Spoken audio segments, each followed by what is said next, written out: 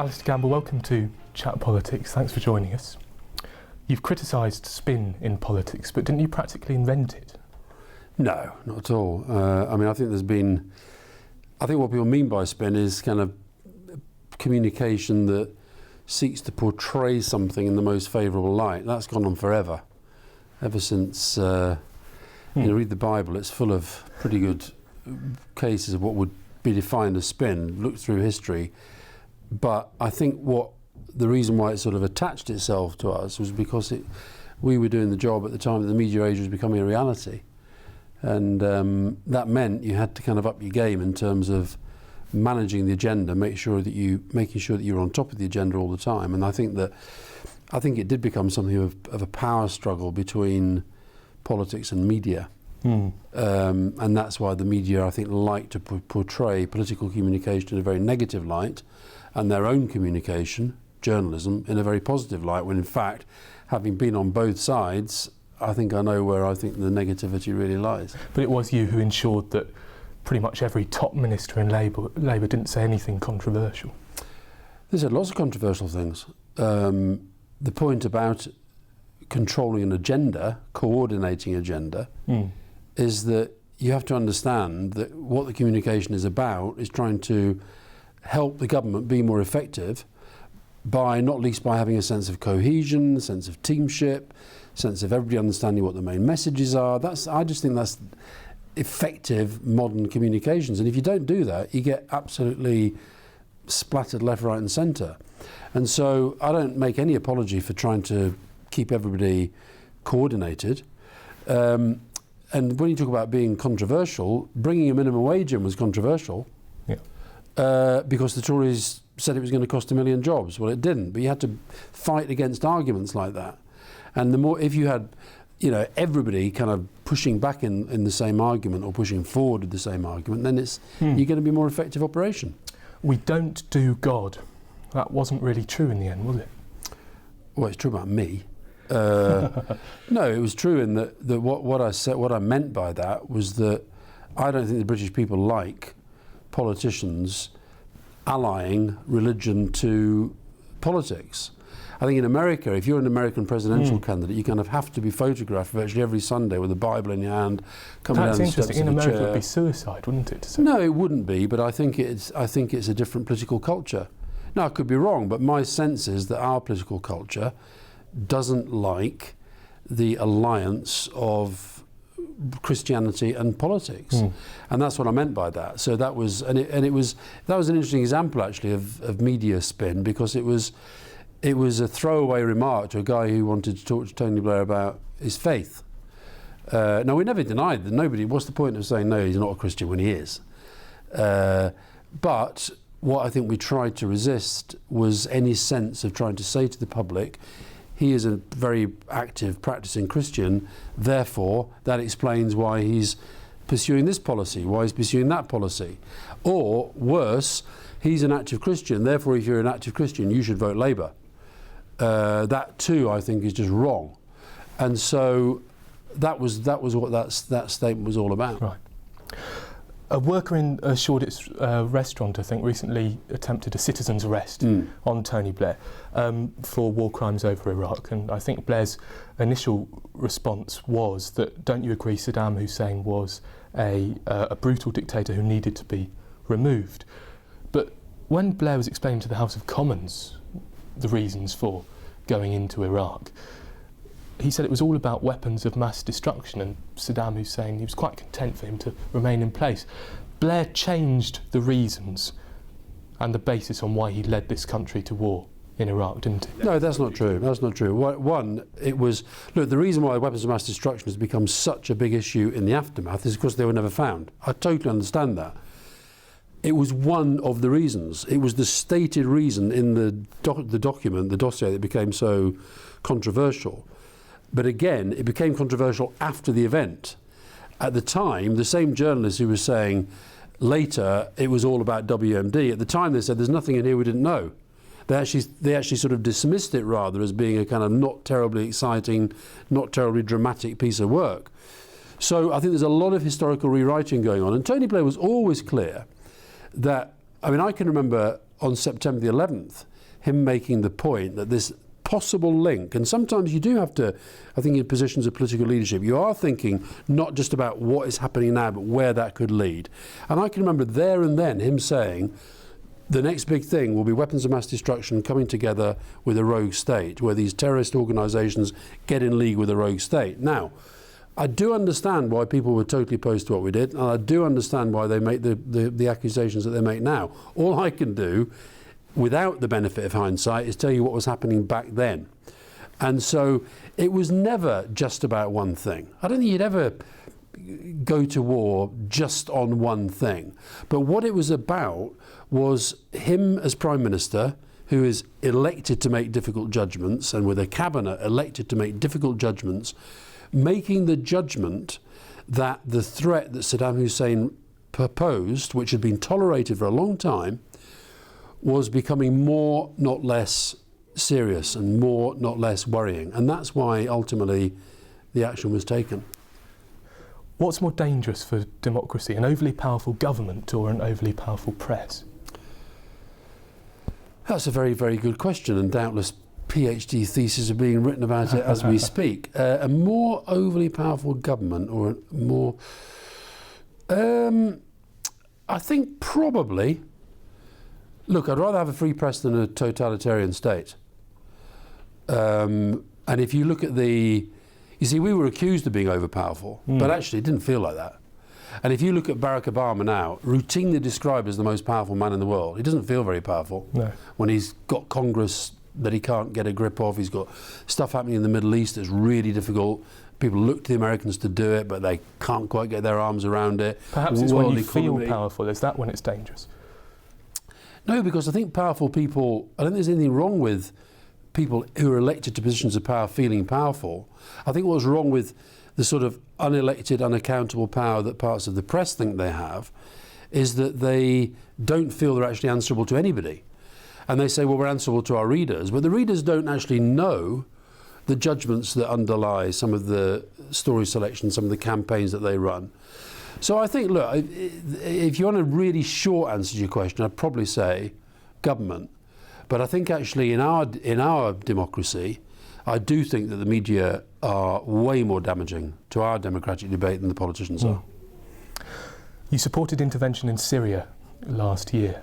Would you say that in an indirect way, it's partly your fault that Parliament rejected intervention? I certainly think that there's people talk about learning lessons about Iraq, and I think there is a real concern that people should have that they learn the wrong lessons. In other words, because it was so difficult, and because it stayed so difficult, and because it continues to be difficult, that, as it were, major Western powers will never intervene anywhere again. That is the wrong lesson to take. Now, what happened over Syria? David Cameron wanted to take action. I thought he was a bit hasty in terms of his interpretation of Ed Miliband's position on the day of the parliamentary vote. I don't think Ed was saying never under any circumstances. But you've now got a situation in Syria where Assad's still there, the eyes of the world have kind of moved on, and you've got virtually half the population fleeing. I mean, what is happening in Syria is not an argument for saying the West and countries like Britain, countries like America should never intervene in these places.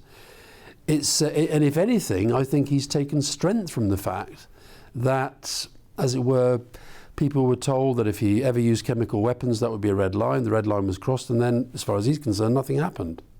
So these are always complicated. I mean, I know why you put the question as sort of starkly as you do. They're very, very complicated situations. And the thing about Iraq or Syria, where there was intervention, Syria where there's not been intervention, yeah. It's not sort of like, well, if you take this route of action, everything's going to be fine. That route of action, everything's going to go wrong. There's consequences either way. Let's just imagine that we hadn't taken action in Iraq and Saddam Hussein was still there when the whole Arab Spring started to erupt. Let's just imagine what his reaction might have been to that. We've seen what Assad has done now. Back in the day, most Western leaders would have said Saddam was way more dangerous than Assad, way more likely to use chemical weapons. So these things are never quite as straightforward as they might seem in the moment. Former Conservative Party leader Michael Howard said that you bullied and lied your way through when working for Labour to both your colleagues and the opposition. Have you apologised to anyone since leaving for your behaviour? No, because it's complete nonsense. I mean, what you got to know about Michael Howard is he lost an election, and I don't think he's ever quite got over it. And rather than accept that he lost it to somebody who was far better at the job than he was ever going to be, Tony Blair, excuse me, he prefers to think that actually it was all done by me and Peter Mandelson kind of manipulating journalists. So no, I know what you're referring to. It's pathetic. So no is the answer. So you stand by everything you did? Yeah, pretty much, because what was I trying to do? I was trying to help the Labour Party win elections. I was trying to help the government be effective. I was trying to make sure the Conservative Party didn't get back in power. And look what's happened since they have. So, yeah, I think we were pretty effective, and I think that's why people like him and people like quite a lot of journalists didn't like us. Well, didn't. I think it's widely believed that Peter Capaldi's character in The Thick of It of Malcolm Tucker is loosely based on you yourself. Do you see any links with fiction and the reality? Well, I like The Thick of It. I couldn't stand the film. I didn't think in that the worked. loop, No, wasn't it? I didn't think that worked. I saw you watch it with Mark Kermode, actually. Yeah, and I didn't think that worked. I'll tell you what I didn't like about it. I think that satire, to work, satire has got to take a sort of grain of truth and then really build it up, and then it's funny, okay? But it's sort of like ice cream. I think if you eat it for longer than a few minutes, you start to just sort of feel this is not very good. And I think The Thick of It worked because it was half an hour and it was very, very funny. I don't think it worked as a feature film. Funny in a believable way, though? No, it's not. Is it believable? I mean, it exaggerates stuff that is possible. Malcolm Tucker was trying to control the government agenda. Well, I was trying to control the government agenda. He was trying to make sure the media wrote and broadcast what he wanted. Well, I was trying to do that. But the sort of, so you take that and then you make it into very, very, very funny situations. Well, that's what satire is. It's perfectly good. Why did you decide against standing as a Labour Party candidate in the 2010 general election? That's a very, very good question, and I often ask myself the same question. Is it a regret then? Yeah, it is a bit, and it's more complicated than that though, because I also thought about doing it in 1997. But I had a job. That would have changed things. Well, it might have done, it might not. But I mean, and then 2001. Funny, in 1997, Tony Blair asked me if I shouldn't think about it. And I thought, well, I can't really, because I've got the campaign to do, and I think I'm better at this than I would be at that. 2001, I thought about it, and by then he didn't want me to do it. Fair enough. 2005, I was sick to death of politics. I'd left in 2003. I went back for the campaign, but the day it finished, I was out of there. And then 2010, I thought about it again, and Gordon Brown asked me to go and work on his campaign. So I think that, look, if I really, really, really wanted to do it, I'd have done it. Okay, so there's something holding me back. But yes, there is a slight sense of regret about it as well. Yeah.